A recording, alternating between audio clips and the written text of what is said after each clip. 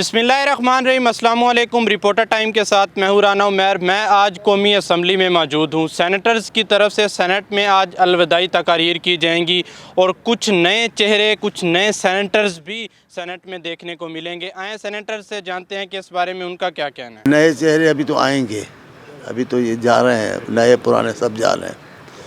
मैं कल कहा है अपनी तकरीर में, जो तवक्कात सेनेट से वाबस्ता हैं लोगों की वो पूरी नहीं होती। सेनेट के पास वो अख्तियार ही नहीं दिया गया जिससे मसाइल हल कर सके। चैलेंज पाकिस्तान के अवाम को है कि एक जो है ना वो ऐसा आदमी इलेक्शन में आ गया है जो पीएम बना है जिसको अवाम ने चुना नहीं है। चैलेंजेस अवाम के लिए, शहबाज के लिए क्या है? शहबाज को तो हुकूमत चाहिए, वो मिल गई।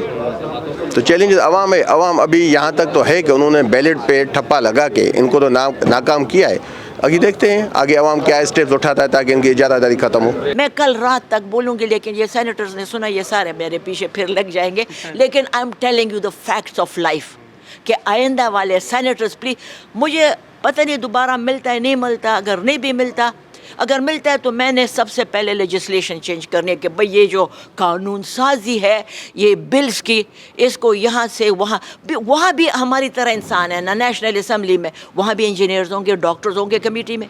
तो अच्छा, मुझे कहते हैं नहीं तुम खफा नहीं हो ना, जो नेशनल असम्बली से पास होता है वो यहाँ आता है। मैंने कहा अगर यहाँ आता है दिस इज़ अपर हाउस, ठीक है। देखिए जी, अभी पार्लियामेंट को वज़ीर आज़म को ओथ लेने दें, काबीना बनने दें। अभी बहुत अच्छी लेजिस्लेशन मैंने सोच रखी है, बिलखुसूस ख़वातीन के हवाले से। सिंध में भी मैं करती आई हूँ, तो इंशाल्लाह यहाँ पर भी करेंगे, आपको बताएंगे। पार्लियामेंट जो है वो कल ही जो है अपने कल हमारे वज़ीर आज़म के इलेक्शंस हुए हैं, वज़ीर आज़म का इंतखाब हुआ है। इंशाल्लाह ताला पहले की तरह ये पार्लियामेंट जो है वो ख़वातीन के हकूक़ की बालादस्ती के लिए, ख़वातीन के तहफ़्फ़ुज़ के लिए और ख़वातीन की तरक्की के लिए, एम्पावरमेंट के लिए हर मुमकिन कोशिश करेगी।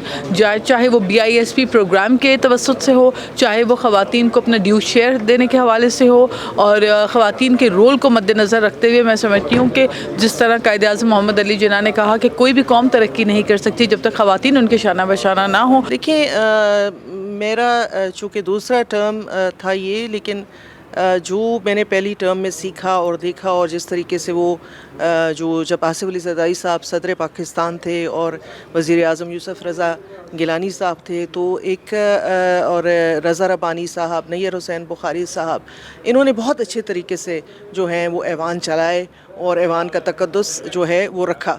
लेकिन कुछ अरसे से हम देख रहे हैं कि वो जो संजीदगी है, वो जो बुर्दबारी है, उसकी कमी आ चुकी है। और हमारे ऐवान जो हैं वो मछली मंडी का मंज़र पेश करते हैं, जो कि बहुत तकलीफ़देह मनाज़र हैं आवाम के लिए। आवाम ने हमें इन ऐवानों में उनके मसाइल हल करने के लिए भेजा है, ना कि इस किस्म की जो है गुफ्तगू करने के लिए या एक दूसरे की तज़लील करने के लिए। इन रवैयों को जो है तर्क करना पड़ेगा अगर हम मुल्क की बेहतरी चाहते हैं। कोताही ये है जी कि ये हमारी हुकूमतों को इस अदारे को वज़न देना चाहिए। इसकी जो असल अहमियत है कि यहाँ पे जो करारदादें पास होती हैं, यहाँ से जो कमेटियों के फ़ैसले होते हैं, उसको मेरे ख़्याल में अगर 100% नहीं तो अगर 60% भी अगर उन पर इम्प्लीमेंटेशन हो तो ये सेनेट अपना मकसद पूरा कर सकता है।